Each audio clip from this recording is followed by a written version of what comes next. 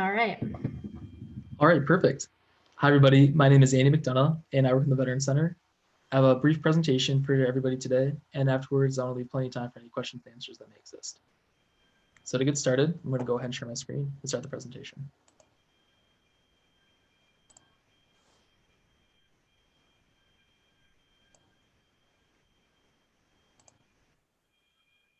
Hi, my name is Andy McDonough, and I work in the Veterans Center at Central Washington University.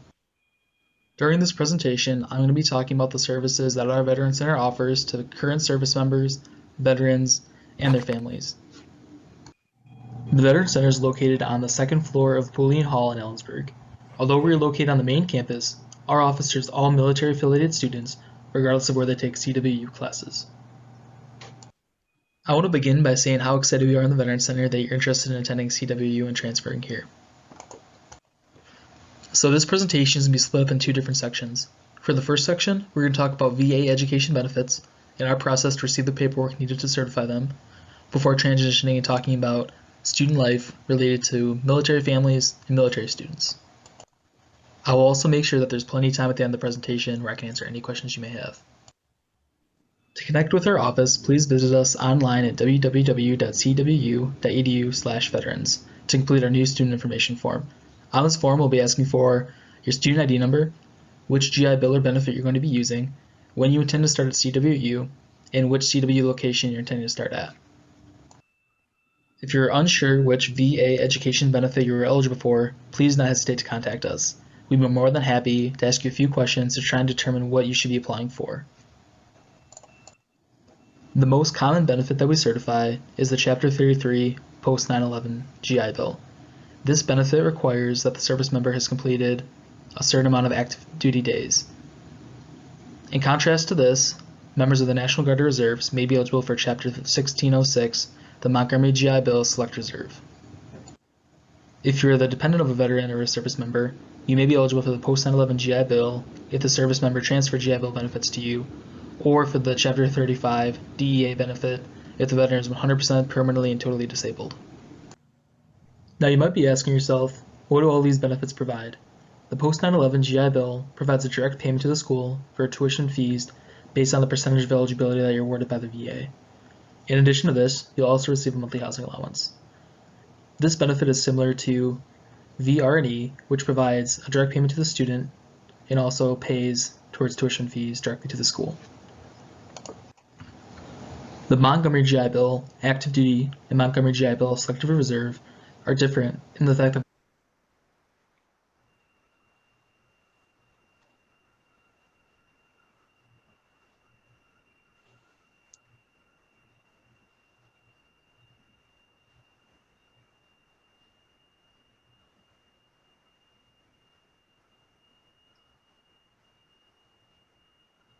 Technical difficulty.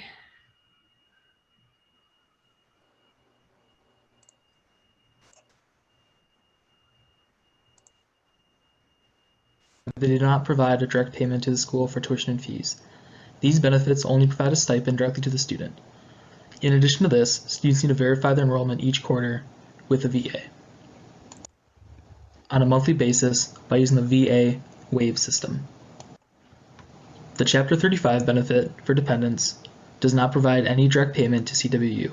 This benefit only provides a monthly stipend to an eligible individual. However, with this benefit, unlike the Chapter 30 and Chapter 1606, Chapter 35 recipients do not need to verify their enrollment on a monthly basis. So some good news, you can apply online for VA education benefits by visiting va.gov/education/how-to-apply. When you complete the new student information form that we showed you a moment ago, if you list that you're unsure which benefit you're eligible for, we'll be able to direct you to this website so that you can apply for your benefit once we've had a conversation about what benefit you may be eligible for. It's important to apply for your benefit early, as it can take the VA up to 6 weeks to process your applications. In addition to this, it's important to state that our office is not involved in establishing eligibility for any VA education benefit. After the VA establishes your eligibility for a VA education benefit, you'll be mailed a certificate of eligibility. It's important that you turn this letter into our office. You can either turn this in directly to us or submit it through our Canvas course or by sending it to us over email. In addition to the certificate of eligibility, our office will need to collect additional paperwork in order to certify your benefit. If you go to our website, you'll be able to download a benefit checklist form that is unique to the benefit that you're going to be using. To make turning in paperwork to our office as easy as possible, we use an online Canvas course. Within our Canvas course are blank copies of paperwork that we'll need to receive, as well as instructions on how to complete them. In addition to this, as you submit forms to us, we're able to assign them a grade so that you know that we've received them free of error. Depending on the benefit that you'll be using, you'll need to complete either the VA Form 225495 or the VA Form 221995.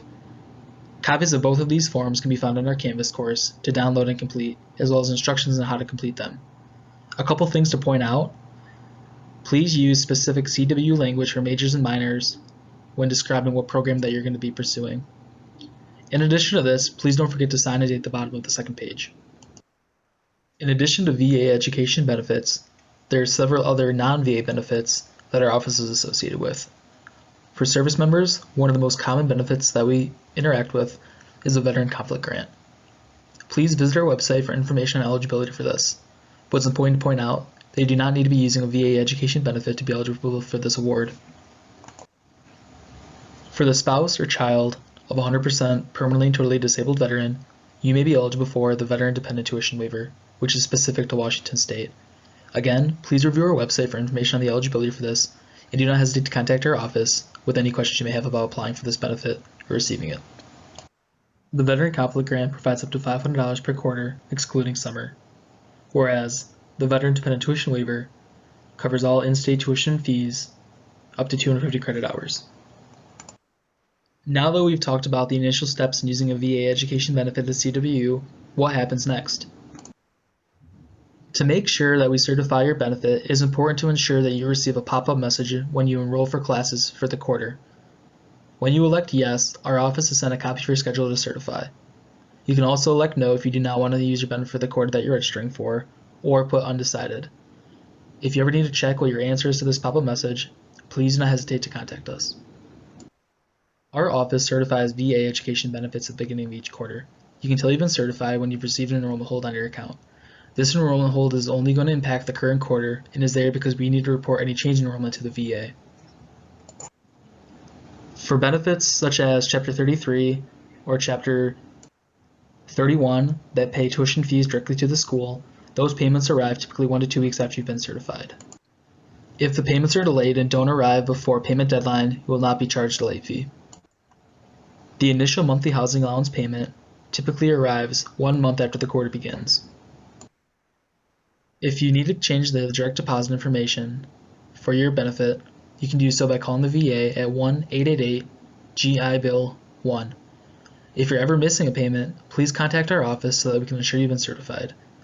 If you've been certified, we'll be asking you to contact the VA so they can give you more information about where your payment might be. Before we move on to our next section, I want to provide a quick summary of what we already discussed.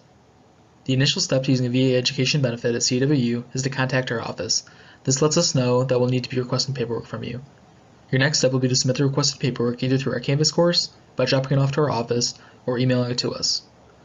Last but not least, please ensure when you register for classes that you receive a pop-up message asking if you intend to use your benefit for the quarter that you're registering. If you ever don't receive this message or need to change your response to it, please don't hesitate to contact us as we can do that easily in our system.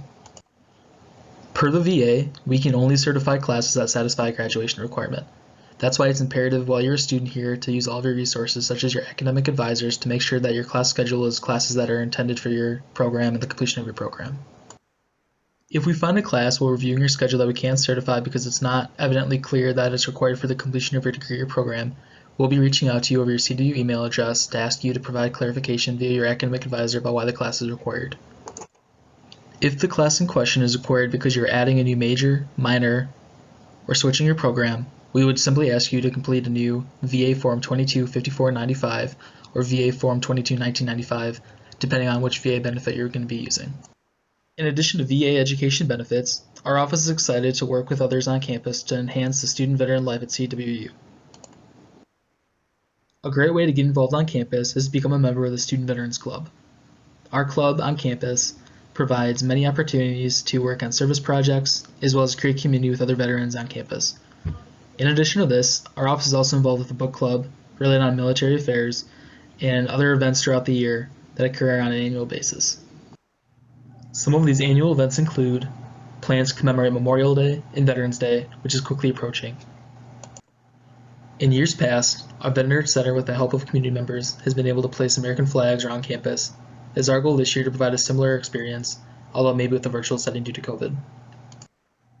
Some past events that our Veterans Center has put on campus have been the Translating Military Experience Workshop, Veterans Awareness Week, a veteran graduation dinner, which is also an annual event, as well as an annual fall welcome for veterans. We've been very lucky in the past to have many talented authors come to campus to speak on books related to military affairs, such as Daniel Rodriguez, Tim O'Brien, and Sebastian Younger. At each of these author events, CWU students were able to get free copies of the books that the authors had written. It is our goal to add to this list of great events to make sure that we can engage our student veterans and military students and any students interested in the military experience at CWU. One of the upcoming events that we're very excited for is our Winter 2021 Veterans Book Club.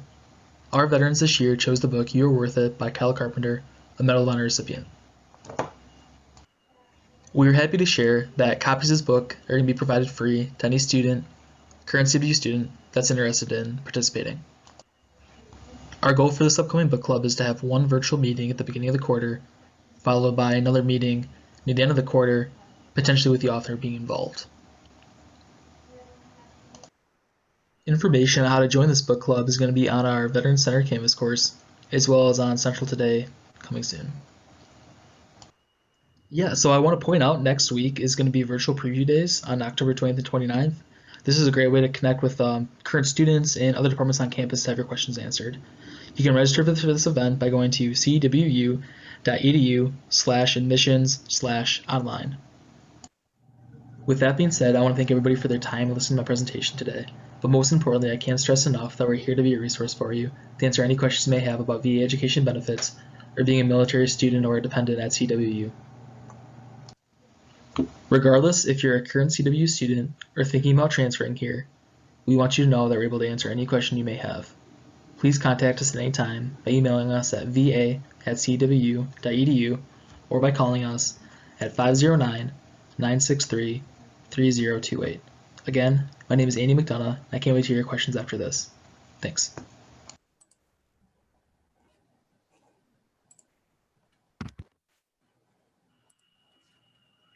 Hi, everybody. Thanks, Andy. Yeah, of course. Is there any questions I could answer for anybody in the audience right now? Well, I have a question about the book club. Is it only for veterans or can anyone join? Anybody can join on campus. So faculty, staff, current students. It's only current CWU students so that I get a free copy of the book, unfortunately. Okay. And we're hoping to have an announcement in Central Today by the end of the week. We're actually having a meeting as a committee coming up on Thursday to discuss how we're going to advertise for the event. Very cool. And what would you say is like the most common question that you typically get, or the biggest surprise that like transfer veteran students have when they're interacting with the Veterans Center? That's a great question. I think that a lot of different veterans centers have their own way that they collect the paperwork needed to certify benefits, or their own process for certifying benefits quarter to quarter. So I would just really strongly suggest that any students coming to CWU connect with us so that we can describe our process to make sure that there's no questions or any missed paperwork as we get going to the quarter.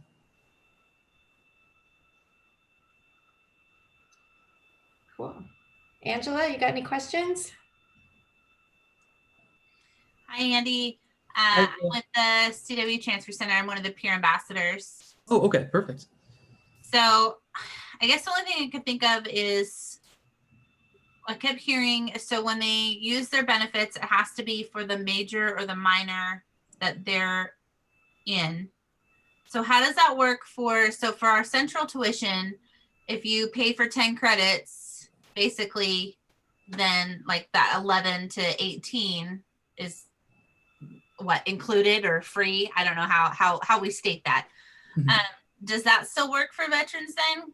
So if they wanted to take a class that's not in their major or minor that they're interested in, does that still work? Because technically it's not being like does that make sense what I'm saying? Does everyone understand what I'm saying? I think I understand your question. Okay. So the way that the VA benefit works and pays out is the VA considers full-time to be 12 credit hours that are certifiable. So how that works with our block tuition is if a student's enrolled in more than 12 credit hours, they're still going to receive their full stipend amount.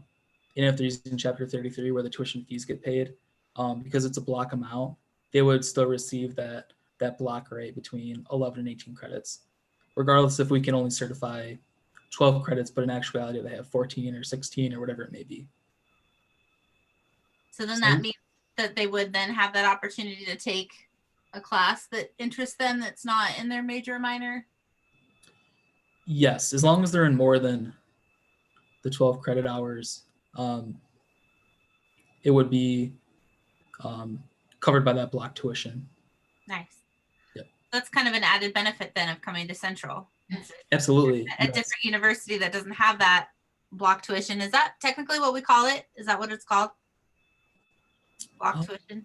I think so. I've heard that called it before, but okay. That might have I just just want to make sure I'm using the right terminology.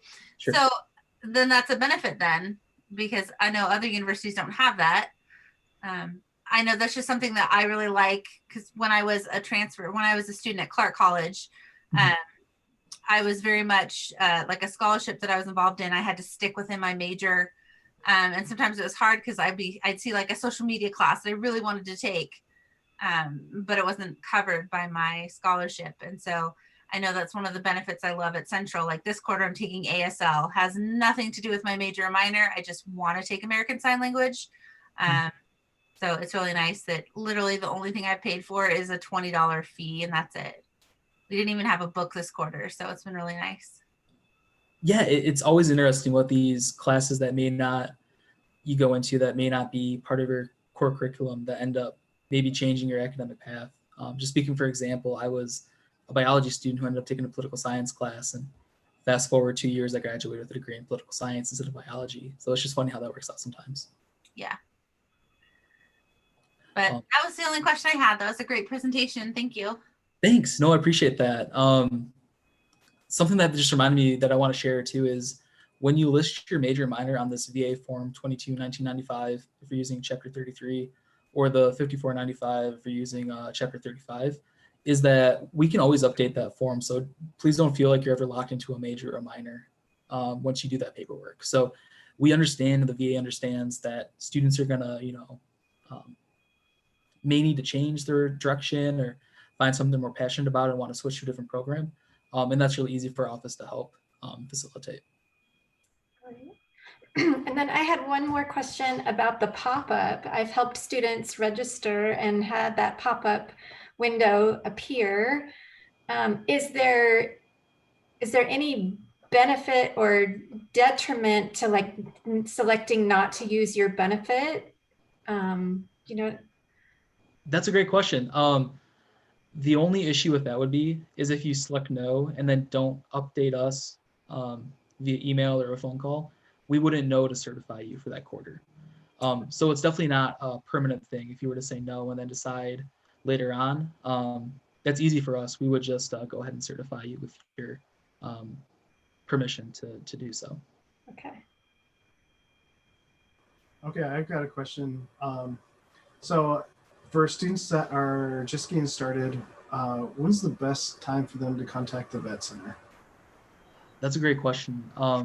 We want to connect with students early as possible, just because we can receive this initial paperwork, even before you're admitted to CWU, and you can get that all set up. So that's one less thing you have to worry about or manage as you work to transfer here and get ready for your new academic journey.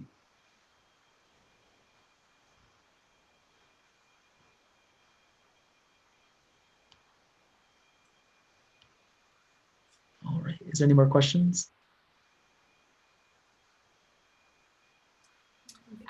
I do the social media for the transfer center.